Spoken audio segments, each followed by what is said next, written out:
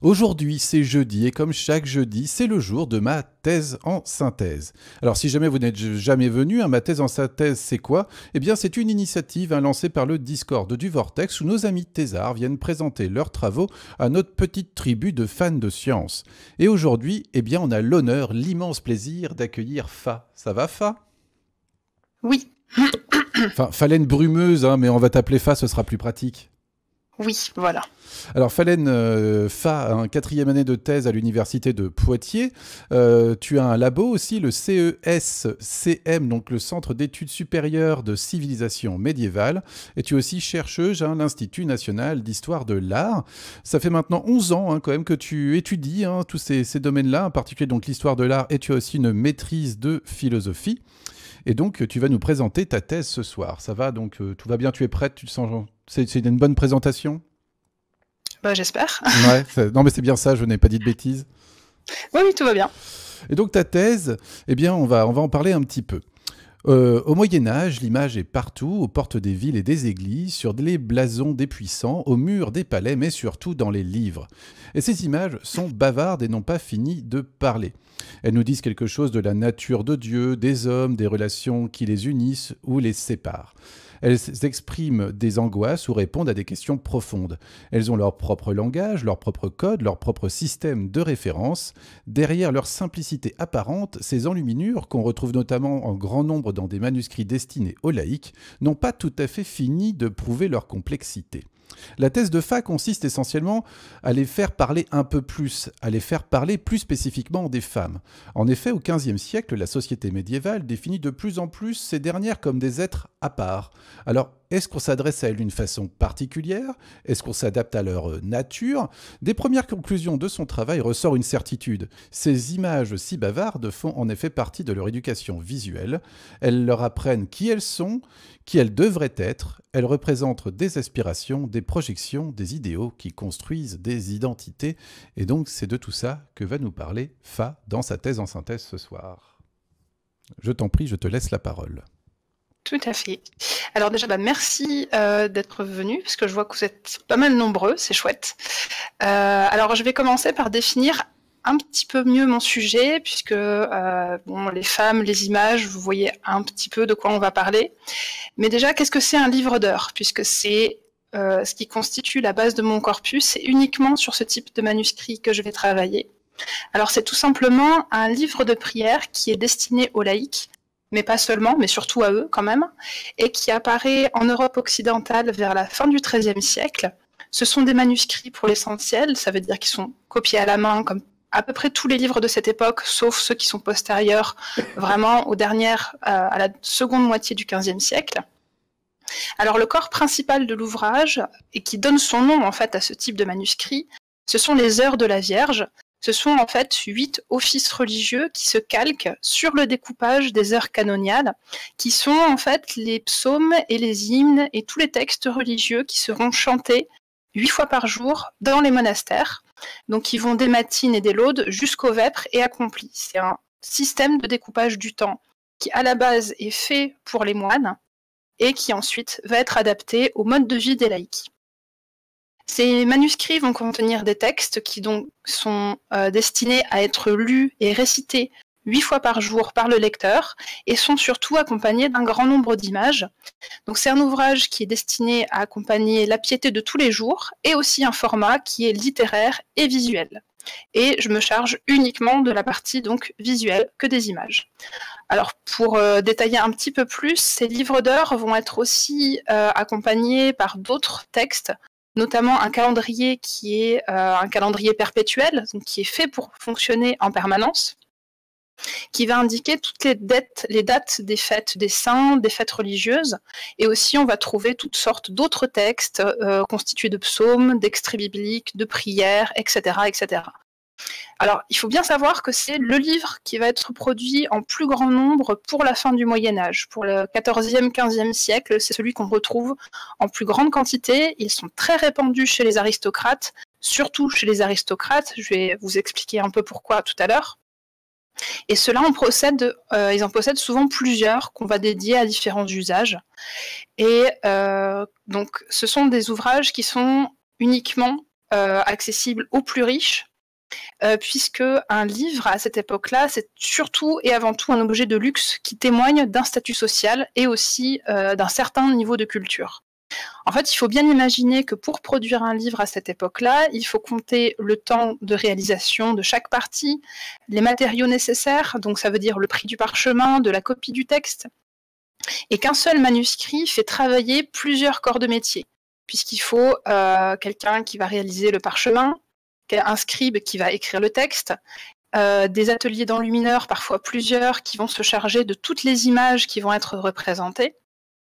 Également les relieurs, puisque toutes les couvertures, reliures et tout ce qui va envelopper le livre va être aussi extrêmement important, très ornementé et très riche. Ce qui fait que les livres que j'étudie sont vraiment des trésors personnels sur lesquels les propriétaires apposent leur marque et qui ont aussi une durabilité dans le temps et qui vont donc conserver le souvenir de la personne qui l'a possédé en premier lieu et de celui qui l'a commandé.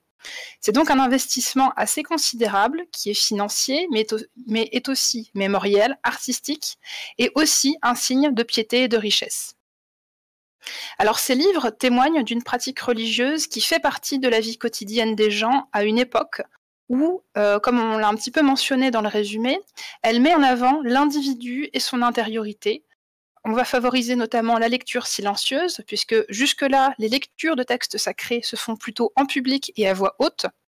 On va favoriser aussi la réflexion, la méditation sur le texte et sur les images, et ces images deviennent des supports privilégiés de projection et d'identification au personnage. Or, cette pratique qui prend de plus en plus en compte l'individu, ses affects et ses émotions dans sa relation à Dieu, s'inscrit également dans un siècle, comme on l'a dit, en pleine mutation. Alors, ce sont des mutations culturelles, sociales, politiques. En tout cas, le XVe siècle est vraiment une période où la civilisation médiévale évolue. Parmi ces mutations, la considération portée à la différence des genres change également, puisque depuis la fin du XIIIe siècle, la littérature médicale, morale, religieuse s'infléchit vers une naturalisation, une essentialisation de la différence sexuelle qui contribue de plus en plus à caractériser la femme comme un être à part. Le féminin porte très fortement la marque de la différence vis-à-vis d'un modèle masculin générique. Donc partant de ces deux constats, la question que je me pose est la suivante. Y a-t-il une adaptation des supports de la pratique religieuse à l'usage des femmes ? Qu'est-ce qui détermine avec le plus de force le contenu et le programme d'un livre d'heures ? Est-ce que c'est la classe sociale ? Est-ce que c'est le genre ? Quelles sont les spécificités de ces livres ? Et aussi, comment s'adresse-t-on aux femmes ? Et est-ce qu'on le fait vraiment d'une façon particulière, après tout ? Alors, pour répondre à ces questions, j'ai constitué un corpus composé de 21 livres d'heures manuscrits qui ont donc été réalisés pour une femme ou adaptés à l'usage d'une femme. Et alors, comment j'identifie mes manuscrits ? Comment je vais délimiter mon corpus ? Et surtout, comment je vais savoir, tout simplement, pour qui ces manuscrits ont été réalisés ? Ici, on va avoir un exemple qui a été réalisé dans les années 1450 pour Isabelle Stuart, donc qui est duchesse de Bretagne à cette époque. Alors le premier critère le plus courant, donc ça va être la présence d'armoiries féminines. C'est ce que vous avez donc dans la lettrine qui est en haut à gauche, qui vont être souvent en forme de navette ou de losange, mais qui vont parfois adopter d'autres formats, et qui surtout unissent la famille paternelle à la lignée du mari. Alors ici, on a la Bretagne et l'Écosse, par exemple, puisque Isabelle Stuart est fille du roi d'Écosse et épouse le duc de Bretagne. Donc c'est un signe de reconnaissance qui est extrêmement courant, puisque très souvent, dans l'aristocratie, un individu va être avant tout représenté par son blason, c'est-à-dire son appartenance familiale. C'est assez intéressant de voir que, par exemple, pour les femmes, elles sont définies par deux lignées masculines, c'est-à-dire leur père et leur mari. On va aussi se baser sur des marques écrites. Le plus souvent, ça va être des formules au féminin dans certaines prières, souvent un peu toujours les mêmes. On sait à peu près où chercher. On va aussi avoir des prénoms qui vont être inscrits, c'est un petit peu plus rare. Donc ici, on a l'exemple de la duchesse qui inscrit son prénom, donc Isabeau, sur plusieurs feuillets. Et on a aussi une prière où on trouve quelques lignes qui demandent au lecteur de dire un certain nombre de pater et d'Ave Maria pour l'âme de la duchesse. Je vous ai mis la transcription du texte en bas de la diapo. Normalement, ça devrait être lisible, en tout cas pour la transcription. Et d'ailleurs, vous pouvez voir à partir du texte original que parfois, on a des types d'écriture qui sont quand même relativement difficiles à déchiffrer, avec beaucoup d'abréviations. et voilà, des types d'écriture qui vont être soit très dégradés, ou alors avec une manière de former les lettres qui est quand même relativement difficile à déchiffrer pour notre œil contemporain. Et enfin, on va avoir un autre critère qui est beaucoup plus évident, c'est celui de la représentation de la commanditaire en portrait, selon un mode très traditionnel, où on a donc la personne qui est représentée en prière, avec souvent un saint patron. Alors, j'ai choisi d'étudier les livres d'heures au XVe siècle uniquement, parce qu'en fait, c'est une période où ils sont copiés et illustrés en abondance, plus vraiment uniquement pour la haute aristocratie, mais aussi pour la petite noblesse. Et on va avoir donc accès à plus d'œuvres, un ensemble beaucoup plus varié et qui va permettre d'établir plus de constantes. Pour le domaine géographique, j'étudie uniquement le duché de Bretagne et les régions adjacentes, c'est-à-dire le duché d'Anjou, avec qui on a beaucoup de relations culturelles et diplomatiques pendant tout le XVe siècle. Et également, je vais aller pousser jusqu'au Poitou, la Saintonge et au comté d'Angoulême, qui sont aussi des régions qui vont être un petit peu dans l'orbite du duché de Bretagne, au moins artistiquement, pendant tout le XVe siècle. Alors, pour rentrer un petit peu plus dans le vif du sujet, à quoi ça ressemble en fait un livre d'heures concrètement? Là, je vous ai mis deux exemples. Donc, vous avez les deux pages recto et verso. Alors, un livre d'heures, c'est souvent un livre qui va avoir une taille variable. On a beaucoup de formats différents. On va avoir en général entre 200 et 400 folios. Il faut savoir qu'on compte les pages des manuscrits par feuillet et pas par page, comme on le fait aujourd'hui.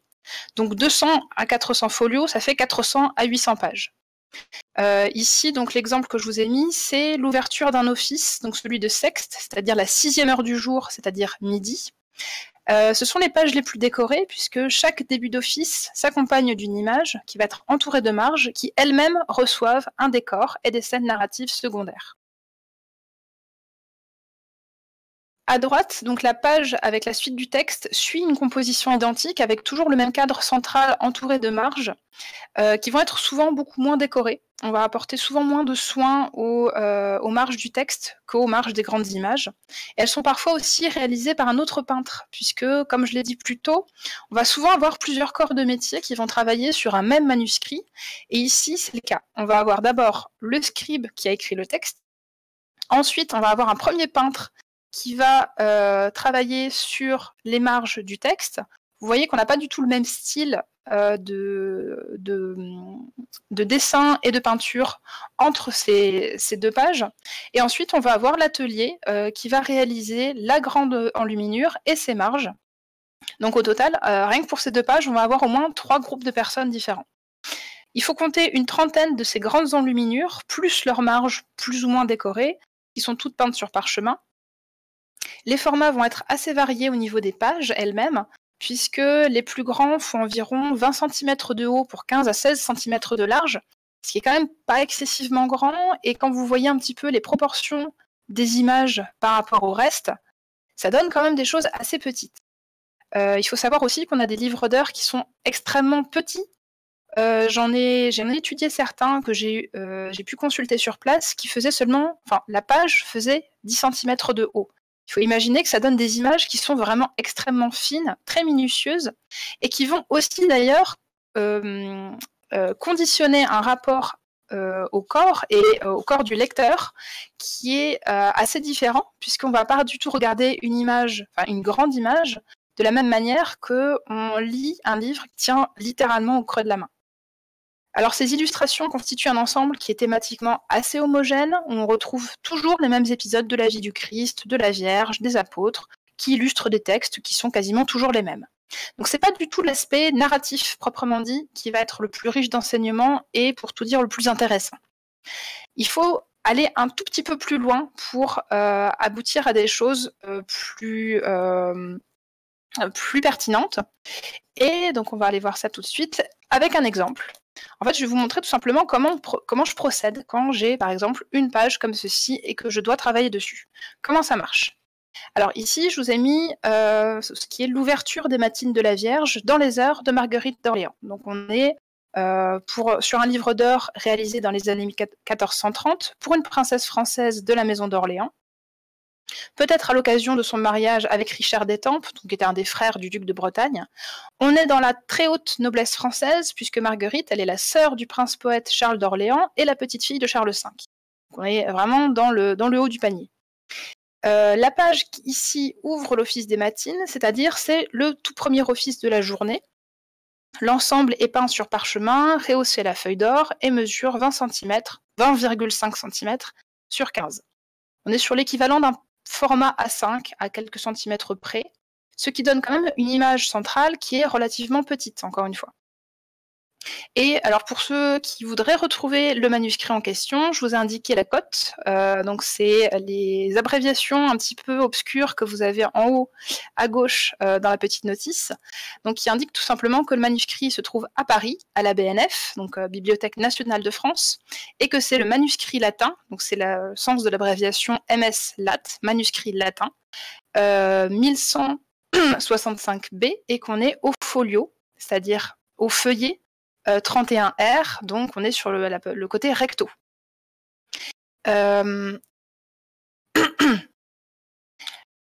Donc au niveau du sens immédiat, quand on arrive face à cette page, en fait, qu'est-ce qu'on voit? Qu'est-ce qui est raconté? C'est en fait la première chose à laquelle on va s'intéresser quand on aborde une image. C'est donc le sens narratif, qui est assez simple, voire carrément banal. Je vais vous montrer, en fait, c'est une image qui est très très classique. En fait, c'est une annonciation. Donc, pour ceux qui ont un petit peu fait de catéchisme, qui connaissent un petit peu, doivent déjà savoir de quoi il est question. C'est-à-dire que c'est le moment où la Vierge reçoit la visite de l'archange Gabriel et en fait tombe enceinte du Christ.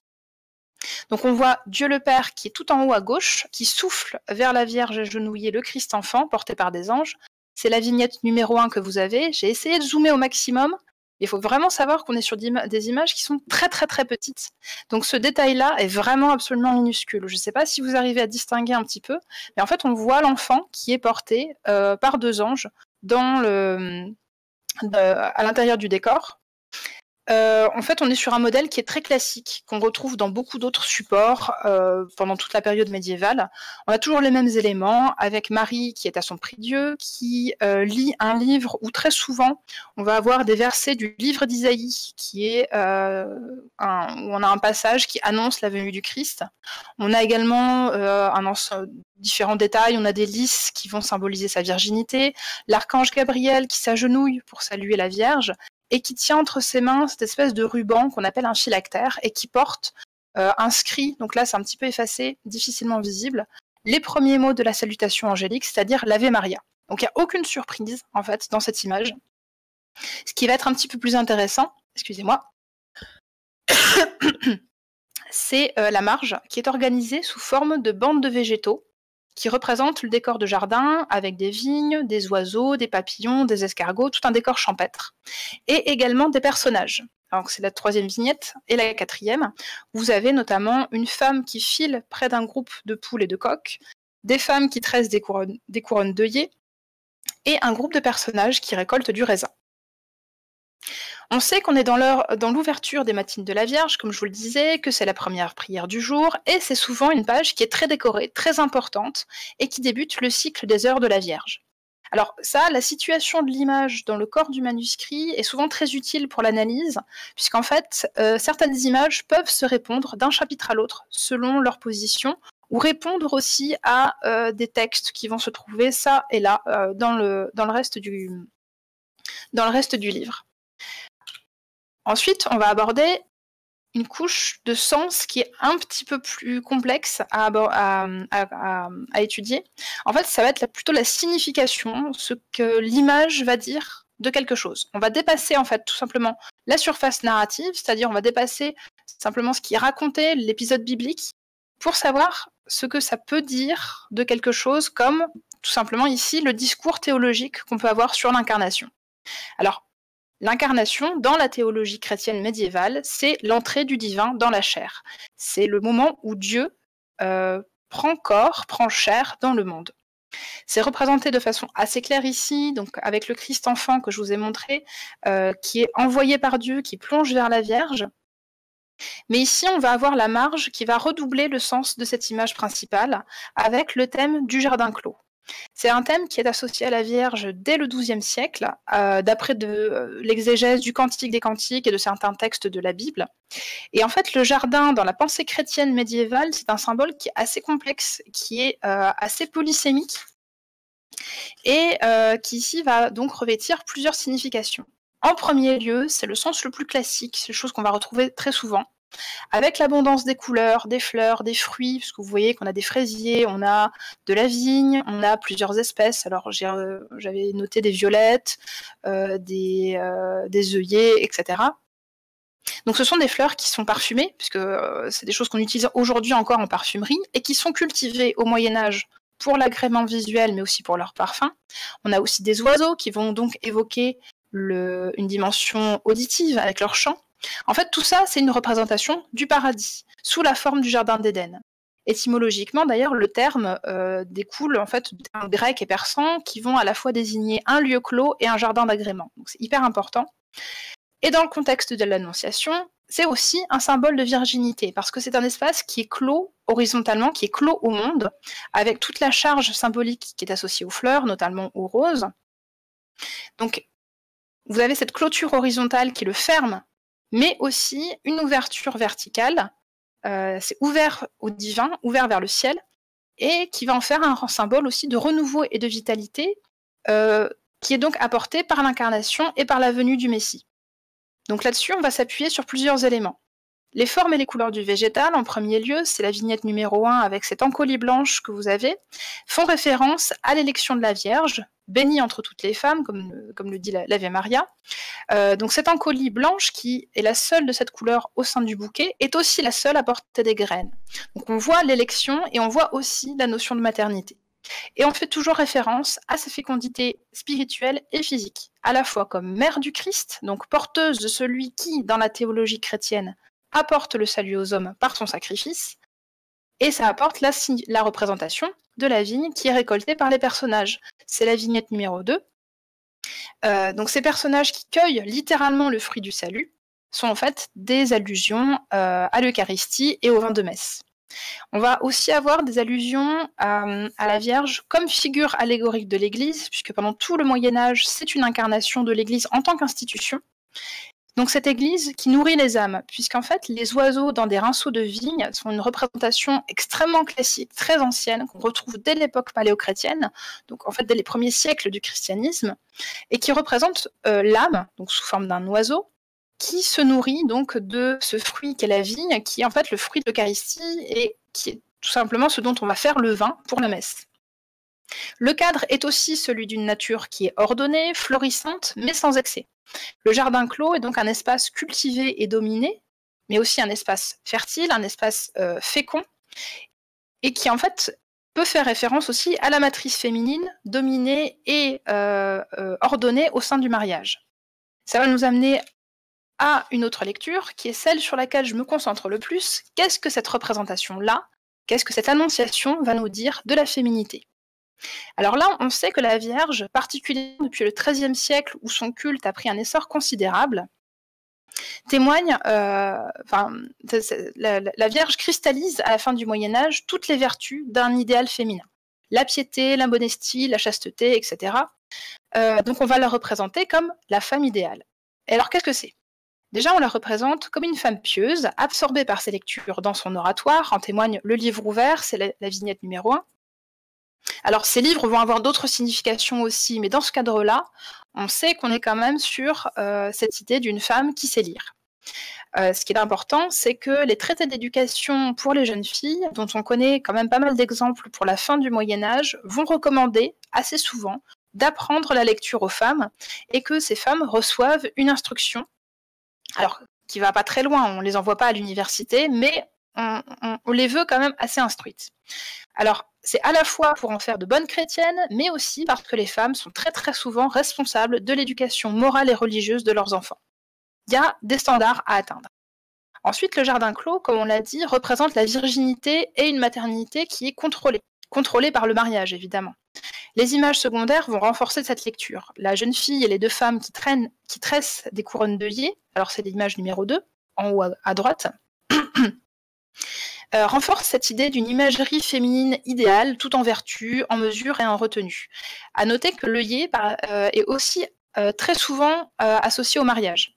On la retrouve très souvent dans les portraits de fiançailles et dans des représentations qui ont trait aux unions matrimoniales. Donc on disait la vertu, la mesure, seule la jeune fille, donc au centre, a les cheveux dénoués, parce que en fait, il sied aux femmes honnêtes et mariées de masquer cet attribut de séduction. La chasteté est mise en avant, on donne l'exemple et on propose tout simplement des modèles visuels de comportement à visée morale. Également, on va avoir la femme au fuseau, c'est la vignette numéro 3.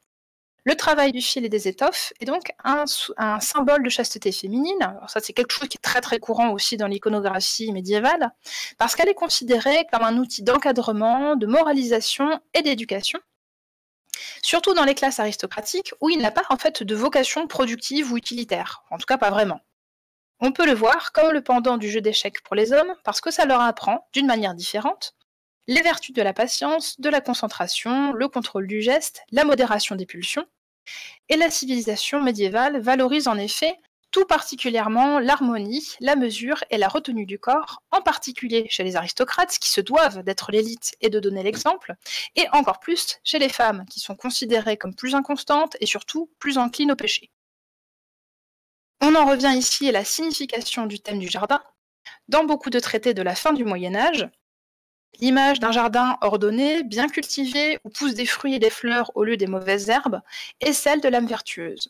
C'est par la mise en contrôle du corps, par l'activité manuelle, par la prière et l'édification spirituelle qu'on arrive aussi à l'harmonie de l'âme et donc au salut, qui est aussi représenté dans cette image. En fait, la page tout entière, dans ses détails, dans son organisation, dans ses thématiques, devient en fait un modèle moral pour la personne qui le lit. Et pour finir, je vais revenir sur les armoiries. Alors ici, vous les voyez, donc c'est la vignette numéro 4, qui sont soutenues par des anges, ce qui est a priori une prérogative royale, puisque la propriétaire appartient à la maison d'Orléans.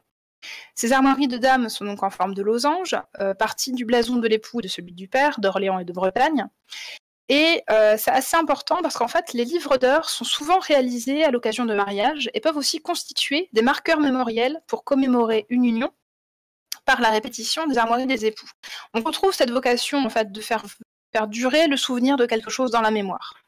Ici, c'est particulièrement important puisque ce manuscrit est peut-être un cadeau de mariage ou en tout cas faisait partie du trousseau de mariage de Marguerite d'Orléans lors de son union avec un prince de la maison de Bretagne. On est ici dans les dernières décennies de la guerre de 100 ans, et cette union entre la France et la Bretagne est évidemment très politique. Et c'est là aussi qu'on voit que même dans des livres d'heures féminins, la politique est jamais vraiment loin. Le contexte est aussi toujours très important.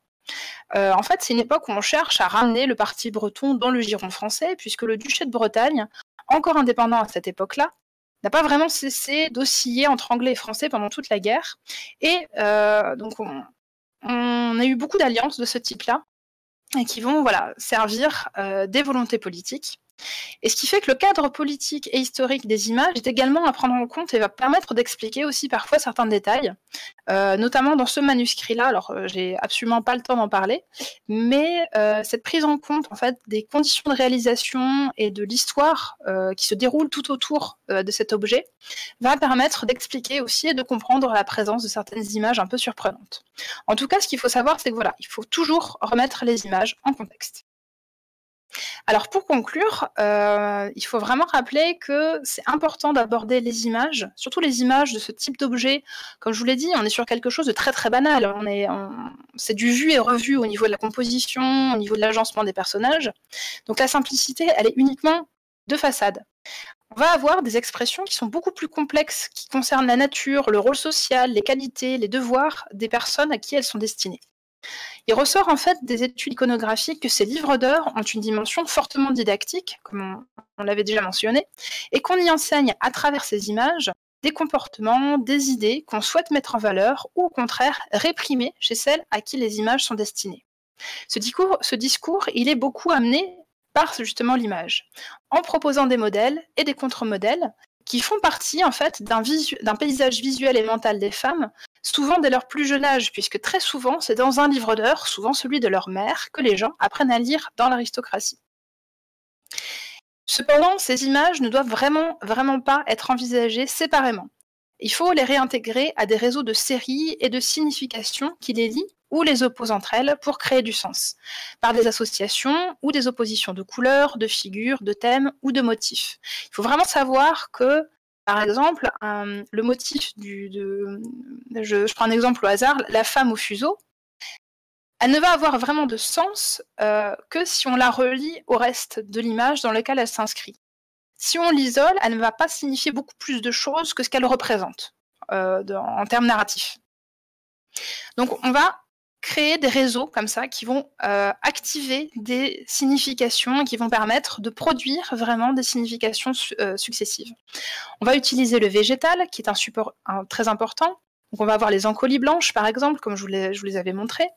Les images marginales, avec les différents personnages qui vont apporter un surcroît de signification à chaque fois.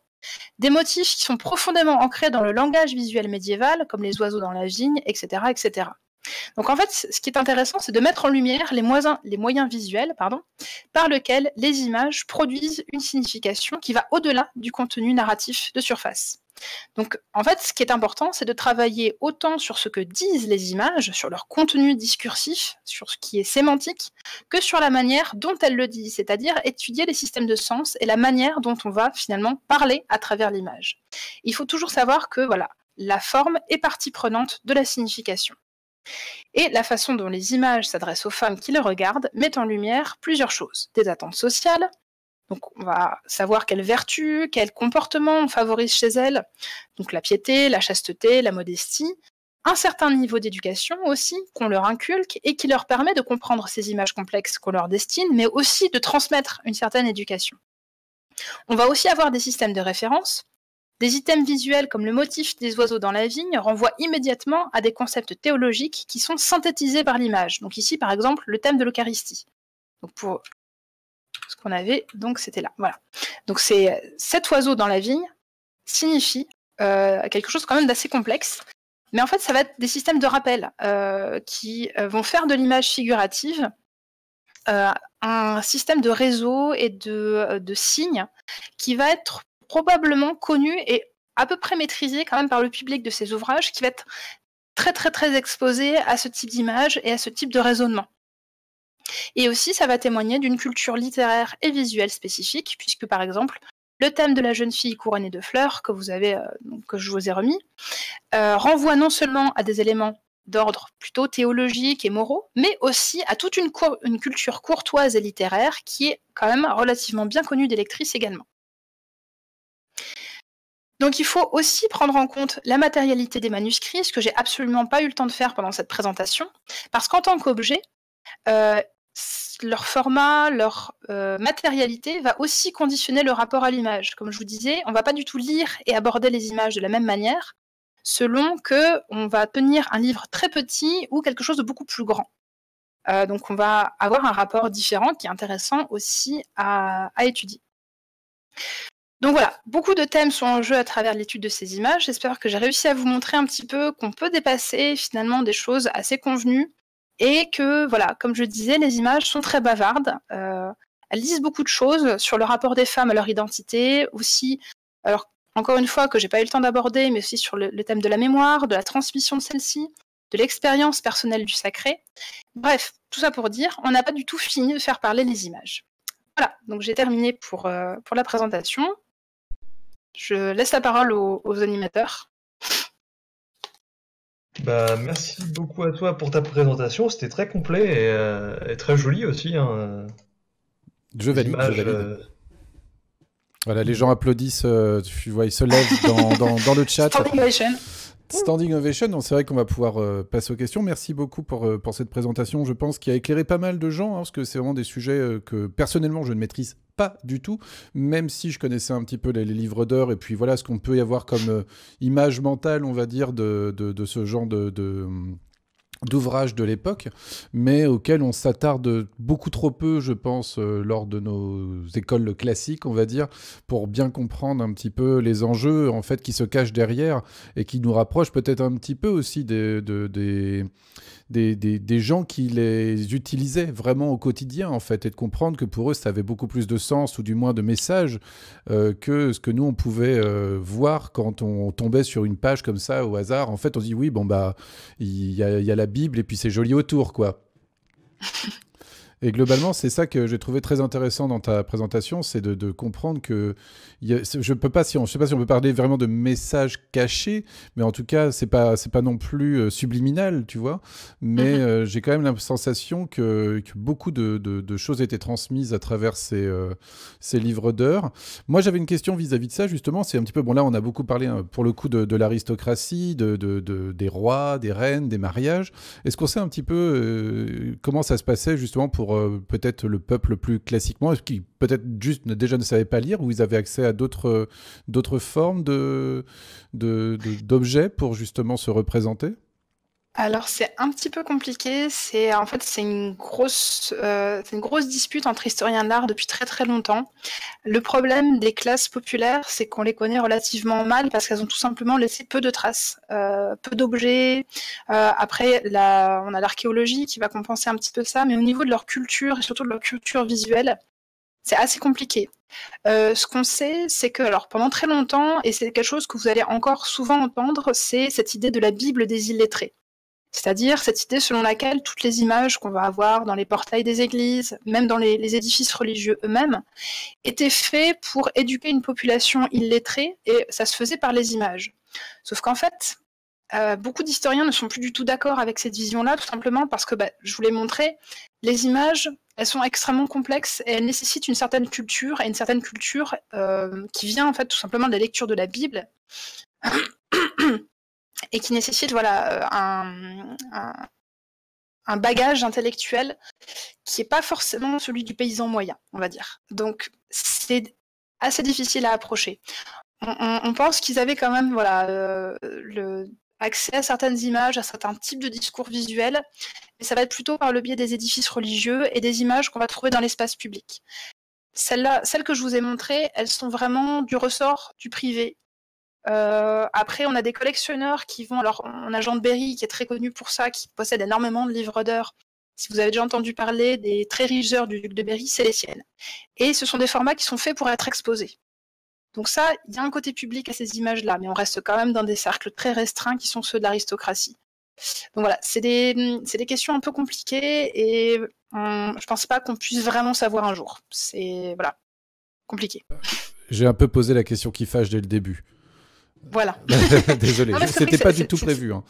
C'est extrêmement intéressant, mais voilà. Si on est aussi nombreux à travailler sur la haute aristocratie et sur les classes nobles, c'est aussi parce que ce sont très souvent uniquement sur eux qu'on va avoir des informations.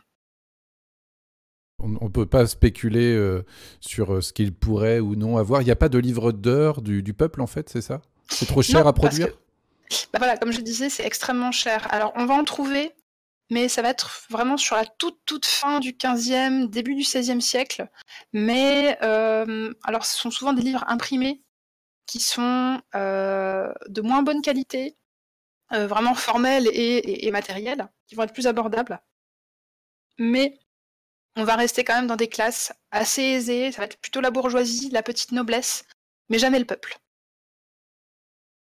Ok, eh ben écoute, merci. Je pense qu'on va vous laisser maintenant poser vos questions. Ouais. Moi, on déménage donc, c'est ça? Oui, alors là, vous n'avez pas besoin de bouger normalement grâce aux nouvelles technologies. On va tous se décaler tranquillement vers la salle de conférence, non, vers la salle d'attente. Et parfait, donc on va passer aux questions. Tout le monde est là, de ce que j'ai vu, c'est parfait. Alors on va commencer par le haut, une fois n'est pas coutume. Et Apocalypse, je t'en prie, pose ta question. Bonjour, alors merci pour la présentation déjà. J'ai un paquet de questions, je vais essayer de garder que les plus importantes. Déjà, concrètement, qui est-ce qui décide du contenu d'un livre d'heures donné? Donc j'imagine que les enlumineurs eux-mêmes doivent avoir une certaine influence sur le procédé de la création de la chose. Est-ce que le commanditaire décide d'une partie du contenu? Alors, la question est un petit peu compliquée parce que très souvent, on ne sait pas. Là, moi, le gros problème que j'ai, c'est que je manque beaucoup d'archives sur les traces des commandes qui ont été passées. Donc, ce qu'on sait, c'est qu'on a pas mal de cas où le programme va être fixé par un commanditaire de manière plus ou moins précise. J'ai des programmes iconographiques qui sont extrêmement complexes, très vastes. Et là, on sait que la personne qui est à l'origine de tout ça a vraiment réfléchi à son truc et va planifier toutes les images, tous les réseaux de sens, de signification, quelque chose vraiment d'extrêmement compliqué. De l'autre bord, on a, plutôt sur la fin du siècle d'ailleurs, des livres d'heures qui vont être livrés limite clé en main, avec un contenu tout fait, des espaces pour ajouter les armoiries si la personne elle a envie de faire un petit peu de personnalisation, mais des choses qui sont vraiment produites quasiment en série, et là on pense qu'effectivement les enlumineurs ils ont leur propre modèle, et ils les répètent sans vraiment d'intervention particulière de la part d'un commanditaire. C'est des formats qui sont tellement traditionnels, qui sont tellement habituels, que voilà, certains ne font pas l'objet de commandes, ils sont achetés tout faits. Voilà, j'espère que j'ai répondu à peu près clairement. Ouais, d'accord. Et donc ceux-là, en particulier, ils sont un peu moins chers ou ça reste le même ordre de grandeur? J'ai très peu de tarifs. En fait, logiquement, un livre d'heures qui va avoir un programme iconographique précis où on va demander des figures qui changent un petit peu, va probablement coûter un peu plus cher que quelque chose qu'on achète directement chez le libraire, tout fait. Et où là, il n'y a pas vraiment de recherche particulière au niveau des formes, des figures, des significations. D'accord. Et ma deuxième question principale, c'est le livre d'heures destiné aux femmes montre de manière plus ou moins implicite ce qu'on attend d'elles. Est-ce qu'il montre aussi des fois ce qu'on réserve aux femmes désobéissantes qui sortent un peu du rang de ce qu'on attend d'elles? Alors, jusque-là, en tout cas dans mon corpus, j'ai pas trop d'exemples de ce type-là. On a plutôt une éducation qui va fonctionner par l'exemple. Dans le même manuscrit, toujours dans les heures de Marguerite d'Orléans, j'ai quand même quelques contre-exemples où on montre ce qu'il ne faut pas faire. Mais en tout cas, j'ai pas trouvé de traces de discours de type voilà ce qui vous arrive si vous êtes passage. J'ai pas vraiment ça jusque-là. Alors ça existe peut-être dans d'autres types de livres d'heures, dans d'autres corpus d'ouvrages. En tout cas, moi, j'en ai pas vu pour le moment. D'accord, merci. Bah, c'est tout pour le moment. Ok, alors nous allons passer à la suite des questions avec Azolam. Azolam, si tu es là. Démuter, mais j'ai pas de questions. Pas pour l'instant, en tout cas. D'accord, dans ce cas-là, tu peux te remuter, histoire que ce soit plus simple pour moi de Ouais. lire, s'il te plaît. Merci. Du coup, on arrive à CXZ, à ton tour. Bonjour. Merci pour cette conférence, c'est cool. Chouette. Non, j'ai pas beaucoup de questions sur celle-ci. C'était bien présenté. J'ai la chance d'avoir fait plusieurs fois le programme d'histoire de l'art, donc j'ai pu bien suivre. J'avais quand même une question parce que je ne me repère pas forcément beaucoup au niveau des époques et je suis un peu surpris de la quantité de bleu qu'on voit dans le manuscrit. Comme ça, intuitivement, ça me laisse à penser que c'était peut-être un manuscrit assez cher, mais je sais pas en fait si à l'époque le bleu était déjà était encore une couleur très riche, si c'était déjà une couleur très pratiquée, qu'on savait synthétiser, qu'on n'était pas en mesure de. Enfin, est-ce qu'il y a un truc à savoir du fait que ce soit un livre d'heures de duchesse? Est-ce que c'est vachement précieux ce qu'on voit, ou est-ce que non, c'était courant déjà à l'époque? Alors, ce qu'il faut savoir, c'est que, en tout cas, pour ce que j'en sais, on synthétise pas ou peu de couleurs au Moyen-Âge. Tous les pigments que vous voyez, ce sont des pigments naturels, très souvent minéraux. Ce qui explique aussi pourquoi certains vont tenir mieux que d'autres. Et le bleu, ça dépend en fait de la matière qu'on utilise pour le faire.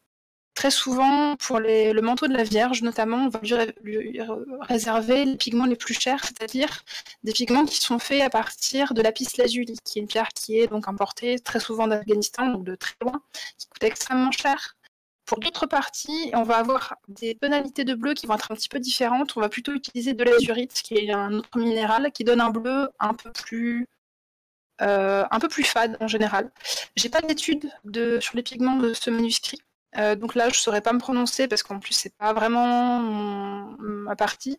Mais je sais que sur d'autres manuscrits, on voit très clairement les parties où on a utilisé du bleu, de lapis lazuli et d'autres pigments d'un peu moins bonne qualité. Et après, pour répondre au reste de ta question, on est effectivement sur quelque chose d'extrêmement cher ici. Parce que je vois qu'on en parle aussi un petit peu dans le chat. Le doré que vous voyez, c'est de la feuille d'or. Donc c'est vraiment de la feuille d'or appliquée sur le parchemin. Ce qui quand même coûte son prix. Et après, voilà, on pense qu'on a vu l'état de conservation du manuscrit lui-même, on est sur des pigments quand même de très bonne qualité. C'est un artiste qui sait très bien manier tout ça, qui est vraiment très très pro dans la façon de gérer la manière dont les liants, les vernis, enfin pas les vernis, mais les couches de préparation vont être agencées. Bref, c'est vraiment quelque chose de très très cher au niveau des matériaux employés et de la technique. Du coup, on va plus ou moins poser mes questions, mais je comptais poser. Justement, je comptais rebondir là-dessus. Après parler du bleu, je comptais parler aussi de l'or. Je trouve qu'effectivement, il y a beaucoup de surfaces qui ont été feuillées d'or. Oui. Je sais qu'on voit souvent, quand on donne des exemples dans Luminure, des exemples où on montre effectivement sur les velins, sur les parchemins, on va jusqu'à incruster, plaquer et coller des feuilles d'or.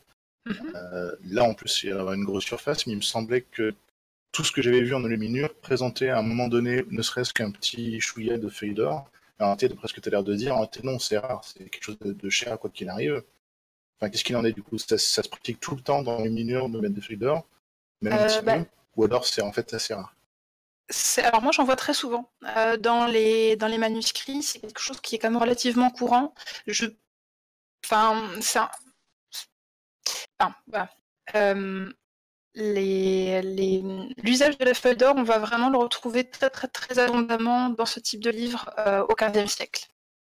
Parce que, comme je disais, il y a cette fonction aussi de montrer de la richesse, de montrer qu'on a les moyens de se l'offrir. Et là, comme je disais, on est vraiment dans la très très haute aristocratie, donc on va avoir des pages qui vont être extrêmement chargées en dorure, effectivement.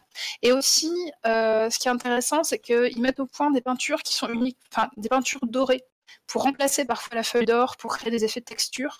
Alors ici, ça va être difficile à voir, je ne vais pas pouvoir vous donner un bon exemple, mais voilà, on joue aussi avec les textures de l'or différentes.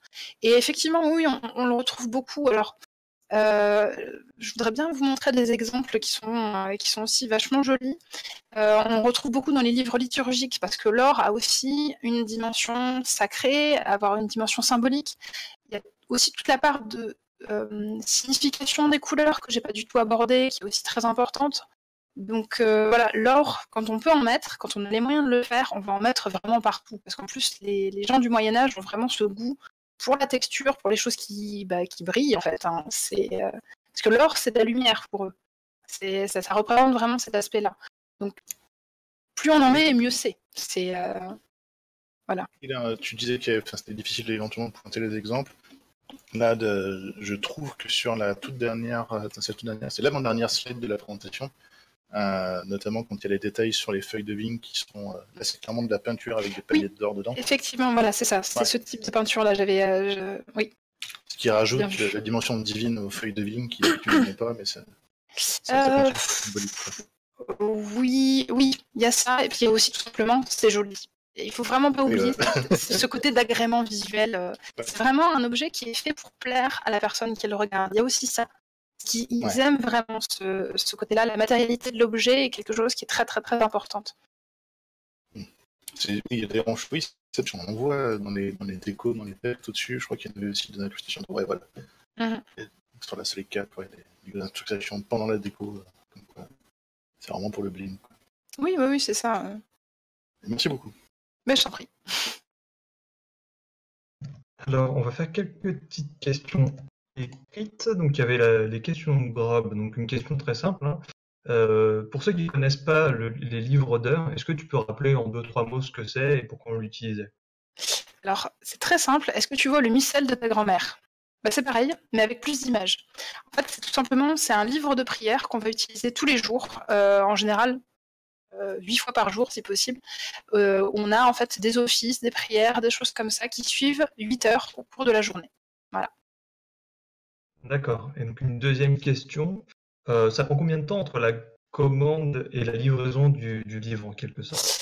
Alors ça, c'est assez difficile à savoir. Il y en a qui vont être réalisés très rapidement parce que au lieu d'avoir un seul artiste qui va faire les parties du manuscrit, notamment la peinture, on va avoir tout un atelier, donc 15, 20, 25 personnes. Donc ça peut aller très vite parfois. D'accord. En fait, là encore, je manque de sources, donc c'est un petit peu compliqué.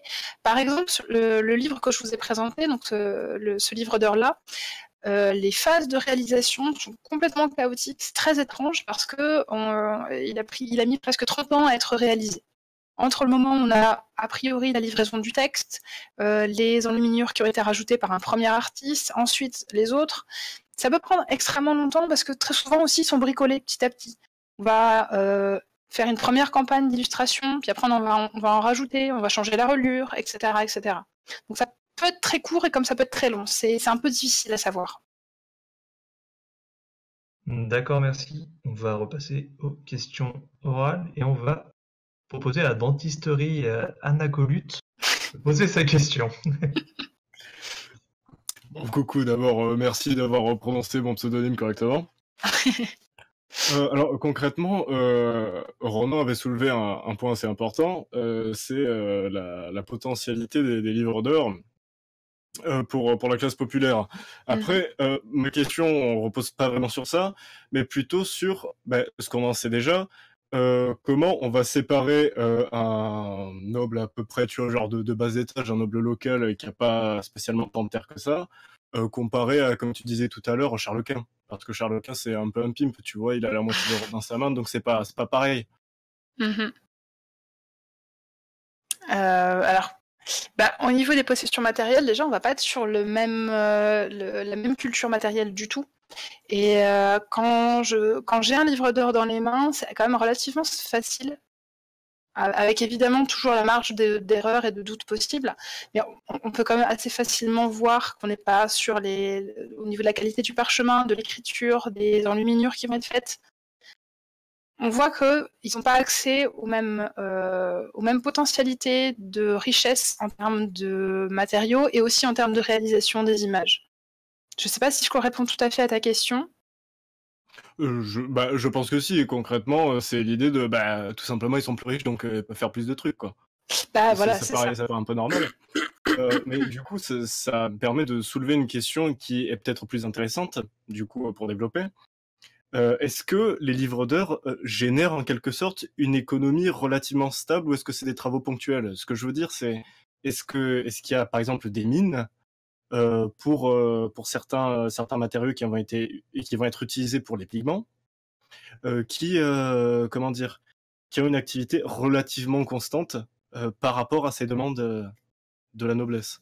Alors là, comme je travaille assez peu sur les pigments et les matériaux, je peux pas le dire vraiment avec certitude, d'autant plus qu'on n'a pas de... En fait, ça va être des pigments qu'on va utiliser pour d'autres formes d'art. Pour revenir sur le lapis lazuli, qui est quand même un pigment qu'on va utiliser pendant tout le Moyen-Âge pour les réalisations les plus prestigieuses. En fait, on va utiliser quasiment les mêmes substances pour la peinture sur parchemin, pour les fresques, pour d'autres supports.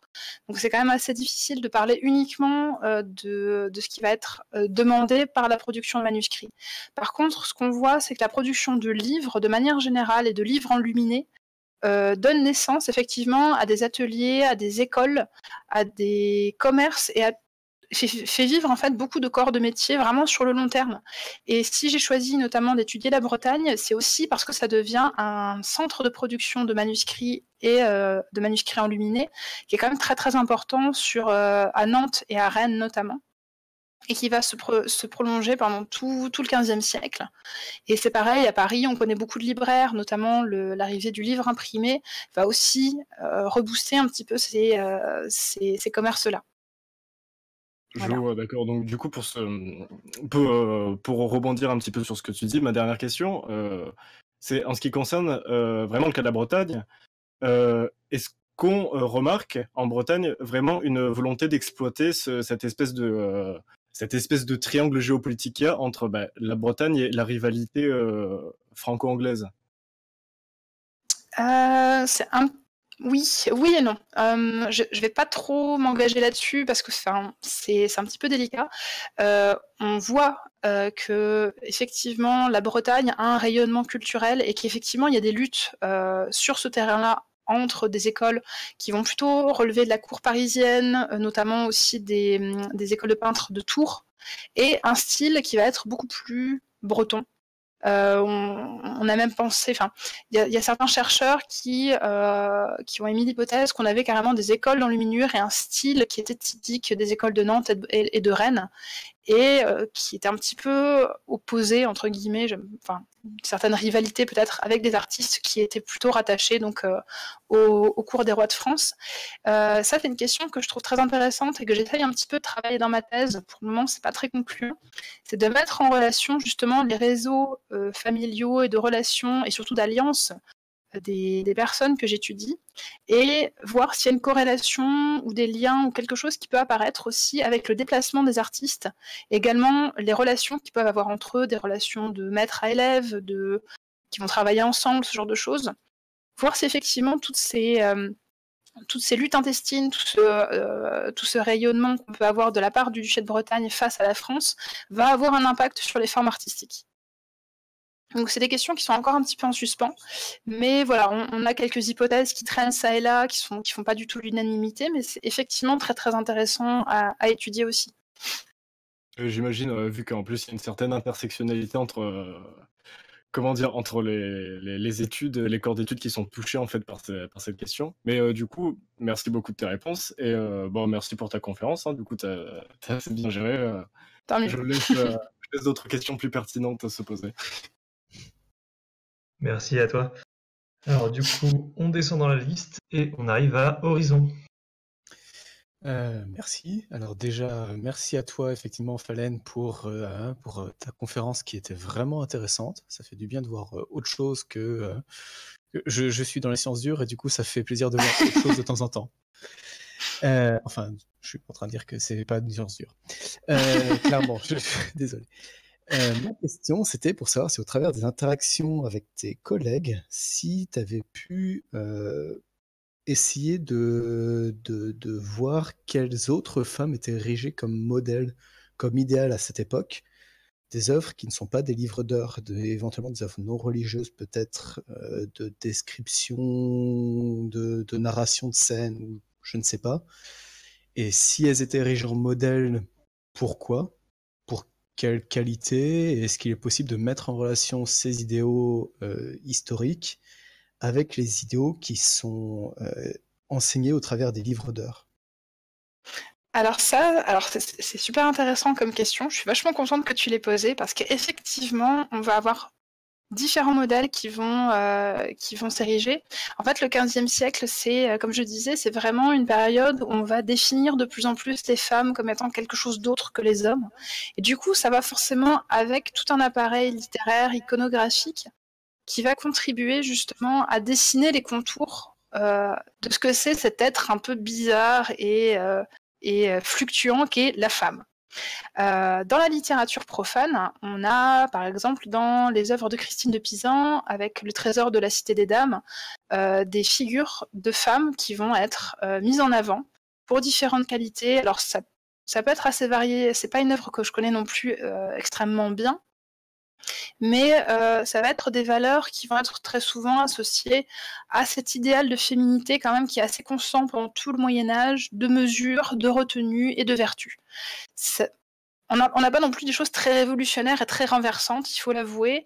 La vision qu'on a et ce qu'on enseigne aux femmes pendant quasiment tout le Moyen-Âge, il y a des variations, évidemment, il y a des choses qui changent un petit peu, mais ça reste quand même celle de l'épouse, de la mère, avec effectivement différents aspects, parce que être mère au Moyen-Âge, ça veut dire beaucoup de choses, beaucoup plus que simplement porter des enfants.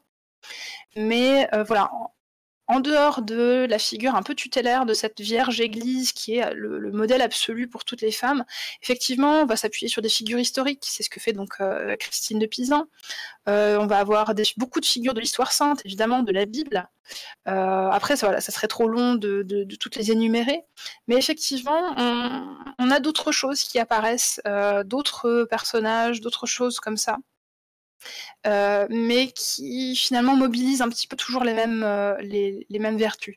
Un des exemples que je trouve quand même très, très parlant pour le XVe siècle, c'est que par exemple dans Le Ménagier de Paris, qui est tout un traité d'éducation domestique pour une jeune fille, on a le conte de Griselidis, qui est en fait une des histoires les plus fréquemment enseignées aux jeunes filles à cette époque-là, qui est en fait tout simplement une histoire où on apprend la soumission au sein du mariage. C'est vraiment, c'est aussi simple et basique que ça.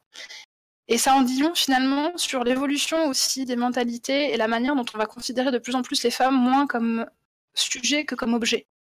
Et ça montre aussi à quel point la fin du Moyen-Âge devient de plus en plus misogyne et très très très durement misogyne.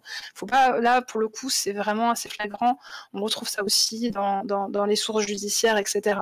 Donc cette documentation-là, effectivement en croisant les sources avec d'autres chercheurs, des gens qui vont travailler par exemple sur les décors d'église, sur la littérature, sur plein d'autres choses, vont vraiment permettre d'avoir plusieurs strates de données et de croiser comme ça toutes ces informations pour dessiner différents portraits de la manière dont on envisage les femmes à cette époque-là.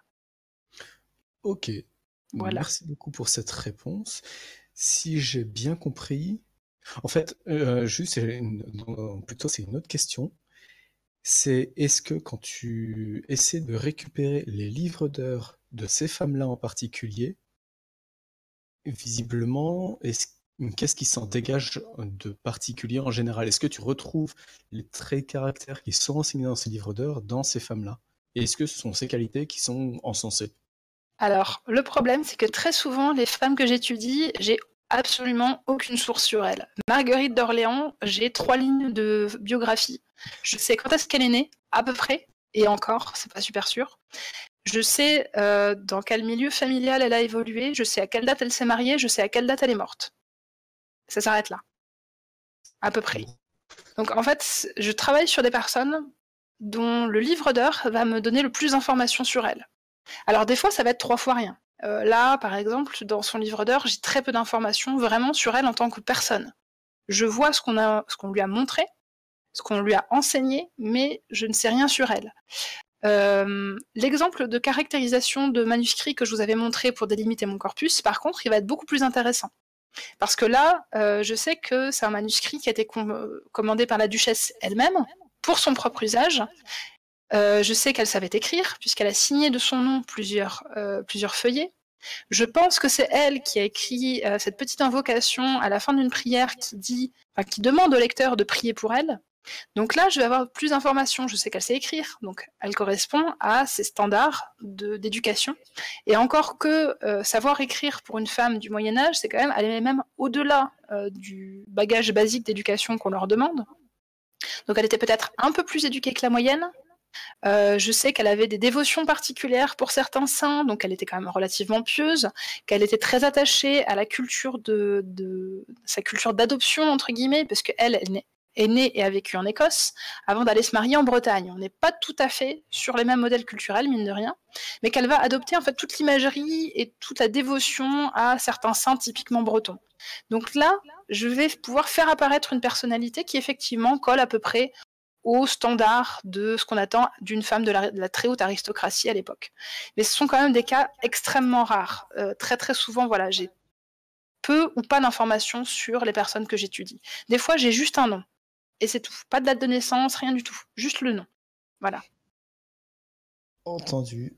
Merci beaucoup. Et puis, écoute, surtout, bon courage. Merci. Merci pour ta question. Donc, on va passer à Panta. Bon, merci pour ta présentation, c'est super intéressant. Surtout qu'en plus, c'est des études de symboles qu'on n'a pas forcément l'habitude de voir, et c'est vrai que à première vue comme ça, c'est pas évident. Du coup, j'ai des questions. Par contre, je m'excuse à l'avance parce que j'ai bugué pas mal, donc peut-être que tu as répondu pendant ta présentation, mais J'ai pas de j'ai eu souci. pas mal de bugs. Ma première question, c'est donc là, du coup, ça renseignait, si j'ai bien compris, aussi pas mal sur la morale et l'image de la femme attendue de la femme en tout cas pendant au Moyen-Âge. Est-ce que aussi il y a d'autres informations Par exemple, tu parlais des rivalités avec les Anglais. Est-ce que dans ce genre de livre, on peut trouver des allusions un peu plus politiques, par exemple aux guerres avec des rivalités avec les Anglais ou avec d'autres pouvoirs aux alentours? Alors, c'est relativement rare, mais oui, on trouve quelques petites allusions, parfois, ça et là. Dans ce manuscrit-là, par exemple, ce qui est assez exceptionnel, je l'avais très brièvement évoqué, on a en fait une image qui représente une scène de bataille entre Français et Anglais, qui sont très très bien identifiés. La scène est vraiment hyper claire là-dessus, on peut vraiment pas se tromper sur ce qui est en train de se passer.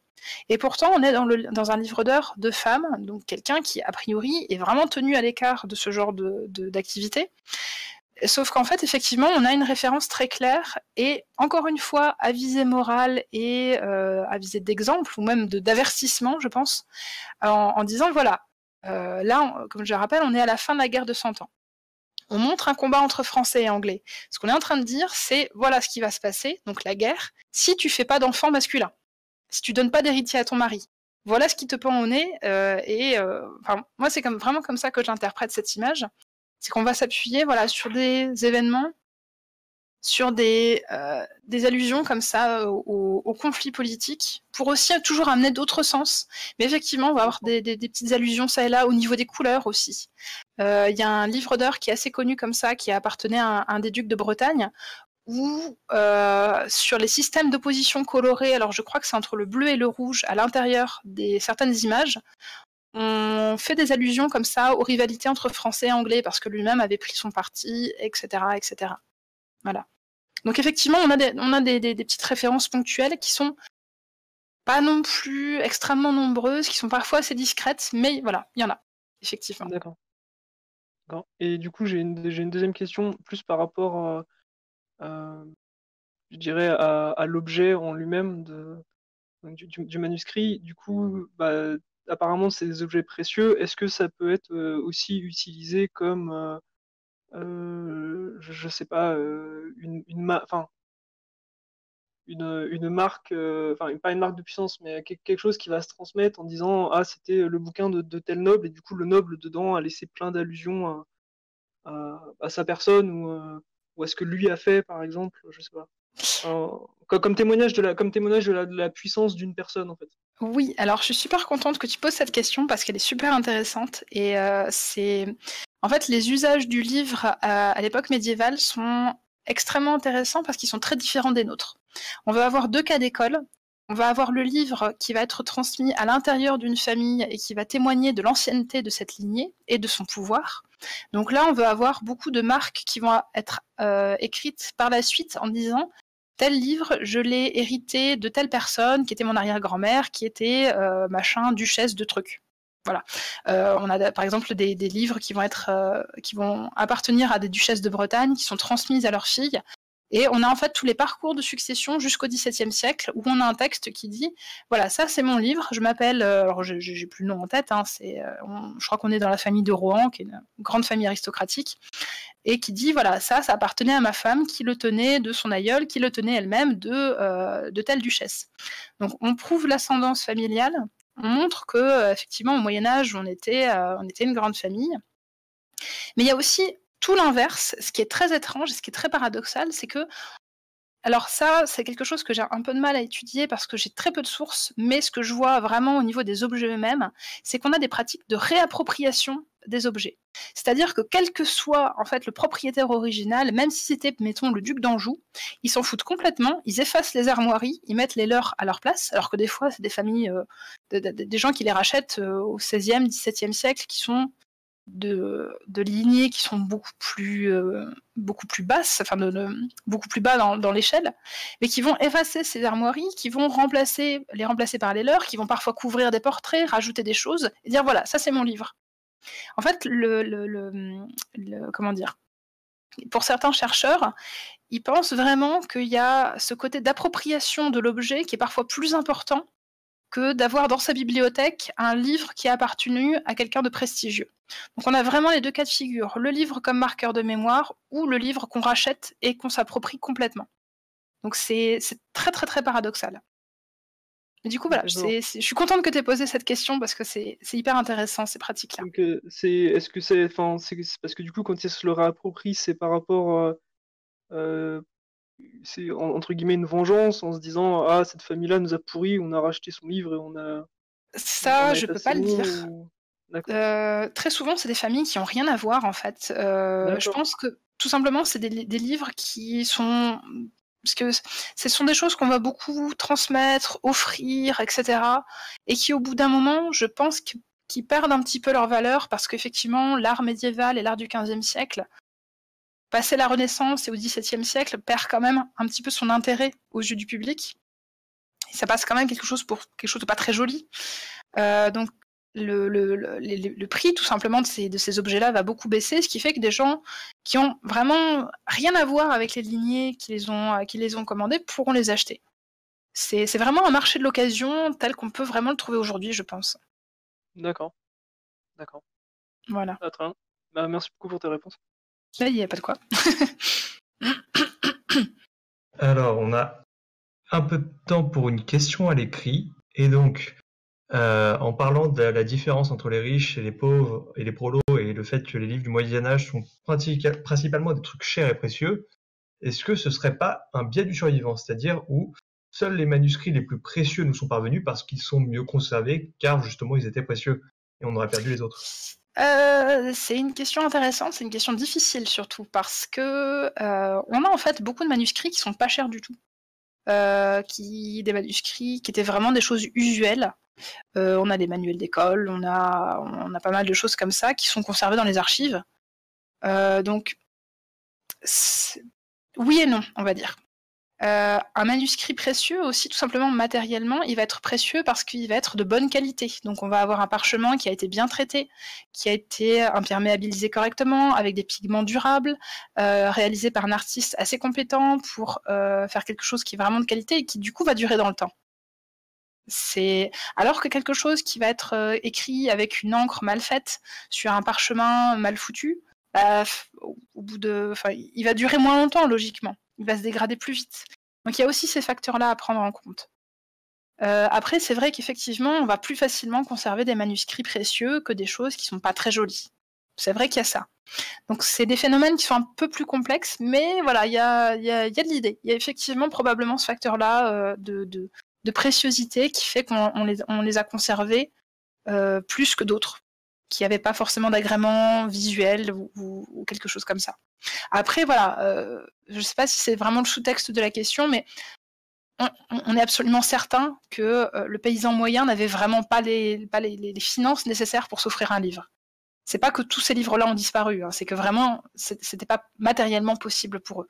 Et de toute façon, la majorité de la population était illettrée. Donc voilà, il n'y a pas de corpus cachés qui ont disparu. Il y a beaucoup de livres qui ont disparu, c'est certain. Mais voilà, c'est... je ne sais pas si c'était la question sous-entendue derrière. Et voilà, je suis peut-être allée un peu plus loin. Je pense que tu réponds bien à la question, même un peu plus loin comme tu le disais. Donc là, il nous reste 2 questions encore, ou 2 personnes qui ont des questions à poser. Donc on va passer par Unvalibubule. Bonsoir, merci de ta conférence. J'aurais 2 questions du coup. Tu dis à un moment donné que les femmes qui ont ces livres ont des rapports différents selon le format de ces manuscrits. Qu'est-ce que tu entends par là? C'est quoi le rapport différent qu'elles auront d'un livre qui rentre dans le creux de la main par rapport à un livre format A5 Alors, imagine, en fait là, il faut vraiment faire le test soi-même. C'est quelque chose qu'on néglige assez souvent. C'est que tout simplement, quand tu as un livre qui est très petit, qui te tient au creux des mains, la manière dont tu te tiens, la manière dont tu vas le lire, dont tu vas regarder les images, va pas du tout être la même que si tu as un livre qui fait un format, je sais pas moi, que tu es obligé de poser sur un meuble ou de tenir à bout de bras pour le lire. Je sais pas si c'est très clair. Ok, si, je pense que je vois. En se mettant l'expérience, ça c'est ça. Il faut imaginer qu'il faut se pencher sur le livre pour lire, il faut se pencher sur les images. Donc, et surtout, ça va être des choses qui vont être faites pour une seule personne. Puisque c'est pas quelque chose que tu vas pouvoir sortir au milieu de ta famille pour commencer à lire, par exemple, ou montrer les images à quelqu'un. C'est vraiment Ok, toi et toi seul qui est face à l'image. Et du coup, c'est vraiment hyper important aussi à prendre en compte. Ok. Et du coup, pour rebondir sur ce que tu viens de dire, c'est donc 8 prières par jour qui sont idéalement faites. C'est Oui. des livres qui ont voilà, une valeur très onéreuse, et tu disais que ça avait un rapport avec le statut social et les finances de la personne qui le possède. Est-ce que du coup, c'est des livres qu'on affiche au public, qu'on montre comme... Tout à fait. D'accord, donc on ne le lit pas, on l'ouvre pas devant sa famille, c'est ce que tu disais, mais on le montre quand même autour de soi pour démontrer sa richesse. Voilà, alors en fait, ça c'est quelque chose qu'on retrouve très souvent, comme je disais en début de présentation, c'est que les reliures et les plats de reliure et tout ce qui va envelopper les livres va aussi être extrêmement ornementé parce que très souvent on se promène avec son petit livre d'heures ou son petit livre de prière à la ceinture. D'accord. Donc on va ornementer l'extérieur pour refléter un petit peu ce qu'il y a à l'intérieur. Et aussi tout simplement se montrer avec un livre, c'est un signe de culture. Et on a alors évidemment des textes qui vont dénoncer ça. Je crois que c'est le poète Eustache Deschamps qui a écrit quelques vers qui sont très connus là-dessus, qui dénoncent en fait les bonnes femmes qui vont à l'église avec un livre, alors qu'elles savent pas lire. Mais c'est voilà, c'est juste pour s'afficher et faire comme si elles étaient très cultivées et très pieuses, alors que pas du tout. Donc il y a vraiment ce côté-là d'apparat, même pour les petits livres. En fait, le livre lui-même est un signe. C'est très très important. Et après, merci pour ta réponse. J'en ai une toute dernière. C'est que ces livres, du coup, sont commandés directement à l'église, entre guillemets, ou à des branches de l'église, ou sont commandés par des entreprises privées qui n'ont rien à voir avec tout le système religieux. C'est un système qui est vraiment en parallèle des commandes ecclésiastiques. Ça va se passer entre un laïc et différents ateliers qui vont réaliser le parchemin, les enluminures, l'écriture, etc. On ne parle pas d'entreprise, on parle plutôt d'ateliers ou de choses comme ça. On n'en est pas encore à ces modes d'organisation. Mais effectivement, c'est ça. L'Église, elle n'a pas trop son mot à dire là-dedans. D'accord, elle n'a aucun contrôle sur le contenu finalement du c'est un petit peu compliqué. On connaît quand même relativement mal l'impact des religieux, au sens vraiment des clercs et des membres de l'Église en tant qu'institution, sur justement la réalisation de ces livres-là. On pense qu'on a quand même des aumôniers, des directeurs de conscience, des gens qui sont au contact comme ça avec les princes, qui vont effectivement pouvoir influencer et conseiller. Mais a priori, ça reste quand même quelque chose qui se passe entre laïcs. Ce qui montre aussi, ce qui est très intéressant, c'est que ça montre en fait la prise en main de leurs pratiques religieuses par les laïcs. Parce que jusque-là, c'était vraiment l'Église qui avait la main mise dessus. D'accord. Ok. Eh ben, merci pour tes réponses. Puis je vous laisse passer à la question suivante. Merci à toi. Donc j'avais une petite question de Maël qui était sur la taille du livre. Est-ce que c'est volontaire que ce soit un peu plus petit ou c'est plus des questions de budget vu qu'un livre plus petit c'est moins cher? Un livre plus petit, c'est pas forcément moins cher, parce qu'effectivement, tu vas avoir moins de parchemin, donc moins de matière, mais ça va réclamer une exécution beaucoup plus fine, c'est beaucoup plus difficile. Il faut imaginer que là, les pages que j'ai montrées, elles ont parfois ce niveau de détail, mais sur des formats tout petits. Donc ça veut dire que le peintre, c'est quelqu'un qui est extrêmement... qui a une formation particulière et qui est quand même extrêmement habile de ses mains pour réussir à faire quelque chose qui soit à la fois lisible et voilà, d'une qualité visuelle certaine. Donc la dimension financière compte probablement pas vraiment. C'est vraiment au choix de la personne, je crois. Et aussi pour différentes fonctions. Ça, ce qui est très important, c'est que les grands livres d'heures vont plutôt être réservés à des fonctions d'apparat. Là, pour le coup, on va pouvoir montrer les images. Voilà, c'est la petite nuance. Ok, merci à toi. On a une question de Vilmad. Oui, merci déjà pour ta présentation. Ma question est un peu plus historiographique en fait, donc ce serait plus les questions au niveau du choix du sujet. Si je mute toi, c'est une proposition de ta responsable de recherche, si ça se présente aussi un peu plus dans un cadre de recherche au niveau de ton laboratoire, tout ça, et aussi au niveau du cadre de recherche en histoire médiévale actuellement, parce que il y a quand même un peu une recherche un peu sur le thème féminin, quoi. Alors en fait, c'est venu à la fois d'un hasard et d'un cheminement un peu plus long. Au niveau de la méthode, c'est-à-dire l'approche des images pour essayer de fouiller au maximum l'iconographie et d'exploiter en fait leur polysémie pour voir tout l'éventail de sujets qu'ils pouvaient aborder, ça m'est venu de mes travaux pour l'INHA. Donc je fais partie d'un programme de recherche sur l'image médiévale qui est vraiment consacré uniquement à montrer toute la complexité de discours qu'on peut avoir. Donc je vous détaillerai pas vraiment les tenants, les aboutissants du projet, ce serait un petit peu long. Mais voilà, c'est que j'ai été familiarisée avec une certaine approche des images grâce à ce projet-là. Et j'ai décidé de le mettre en application dans une thèse. En parallèle, j'avais commencé à me renseigner sur les manuscrits, parce que j'avais envie de faire de l'iconographie. Donc j'avais commencé à me renseigner un peu sur des manuscrits qui avaient été assez peu étudiés ou qui avaient l'air assez intéressants. Et je suis tombée donc sur ces fameuses heures de Marguerite d'Orléans qui constituent vraiment l'ossature de ma thèse, parce que c'est un livre qui a une iconographie incroyablement riche. Et au bout d'un moment, à force de commencer à lire sur les livres d'heures, sur les choses comme ça, et aussi par intérêt personnel, je me suis demandé, voilà, je me suis vraiment posé cette question, de savoir si, effectivement, sachant le nombre de livres d'heures qu'on a destinés aux femmes, sachant que c'est quand même prouvé depuis quasiment 50 ans que les livres d'heures et les femmes, c'est quelque chose de très très lié dans la pensée médiévale, du coup, je me suis demandé, est-ce qu'il y a des particularités? Est-ce qu'il y a quelque chose de spécial qui s'en dégage? Voilà, et on en découlait tous les questionnements, voilà, que j'ai abordés très brièvement dans ma présentation. Donc voilà, c'était un petit peu les deux, et c'est pas trop dans les axes de recherche de mon labo, qui sont plutôt spécialisés sur un Moyen-Âge plus ancien que le mien, donc plutôt 11e, 12e. Mais au niveau de la méthode, je suis quand même un petit peu voilà, dans ce qui se fait en ce moment en recherche, en iconographie.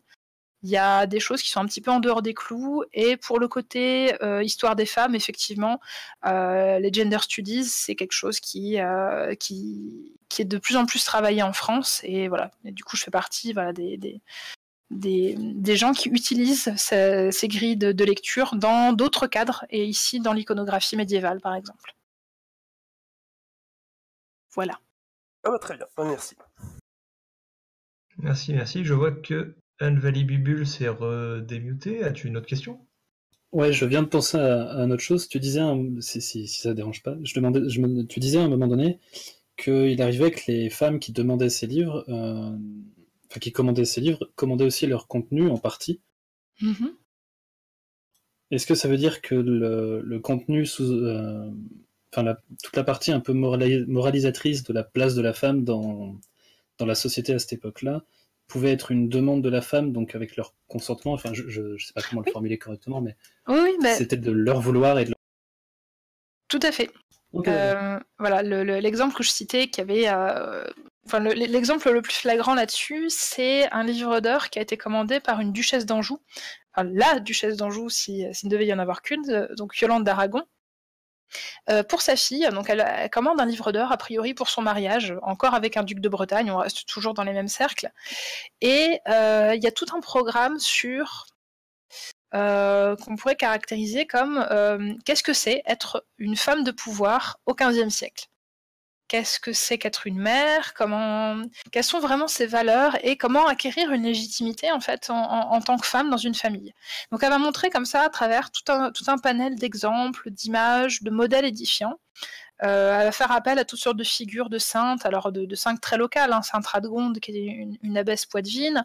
On va avoir aussi des personnages qui sont issus de l'histoire vraiment familiale de la famille d'Anjou avec Élisabeth de Hongrie. On va avoir toute une imagerie qui va développer ce thème-là du métier de femme. C'est comme ça que j'avais intitulé une intervention que j'avais donnée vraiment sur ce sujet précis. Et effectivement, c'est une femme qui va commander ça pour sa fille. Donc, il y a vraiment cette appropriation aussi de toute cette éducation-là par les femmes elles-mêmes. Il faut pas les voir non plus comme des réceptrices passives de tout ça. C'était ma question finale. Voilà. Ok, d'accord. Eh bien, je vois que Vilmad n'est redémuté. Une autre question? J'avais oublié de me mute, désolé. Ah zut, pas de chance.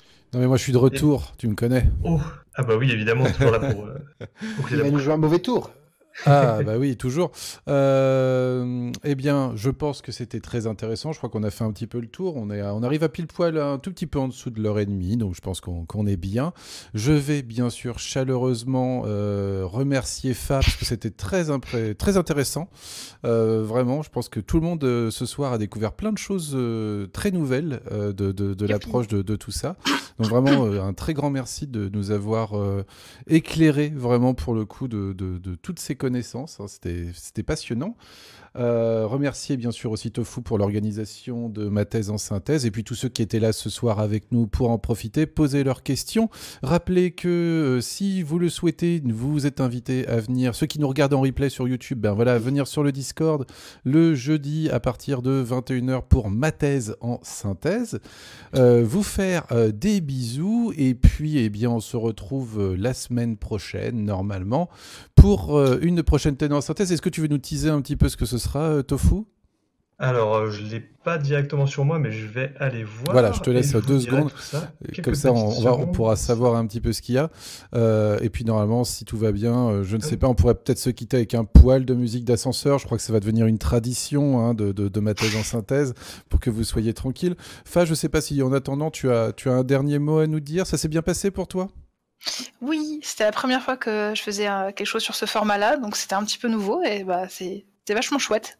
Donc, Ouais, merci à tous d'avoir écouté et puis pour vos questions aussi, c'était vachement intéressant pour moi de répondre à tout ça.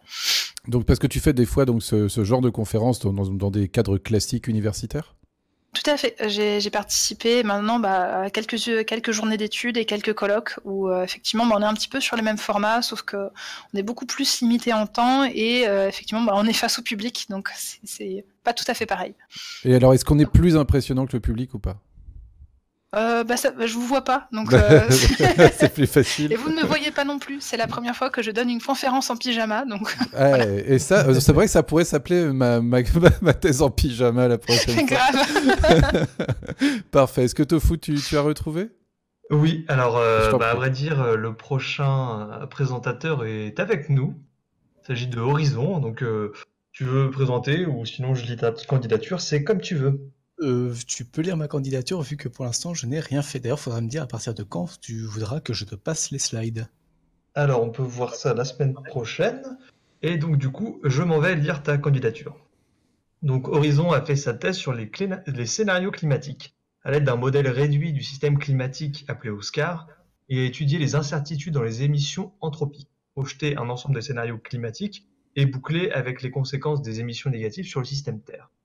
Et maintenant, il est en postdoc à l'IIASA en Autriche, où il rajoute les cycles N et P dans la biosphère terrestre, sur toujours le même modèle. Donc, tu pourras nous en dire plus la semaine prochaine pour tous ceux qui ne savent pas ce qu'est des cycles N et P, etc., etc. Je sais pas si je parlerai des cycles azote et phosphore, mais je parlerai scénario climatique, quoi. D'accord, ça s'annonce aussi passionnant et complètement différent de ce qu'on a pu avoir ce soir. Et c'est pour ça qu'il faut suivre ma thèse en synthèse tous les jeudis. Merci vraiment à tous qui ont participé. Et puis, eh bien, à très bientôt. Et on se retrouve donc la semaine prochaine avec Rhythm. Regardez Rhythm qui est arrivé pour nous mettre de la musique d'ascenseur. Je monte la musique, vous savez ce que ça veut dire. Ça veut dire que c'est la fin de cette thèse en synthèse. Et à très bientôt.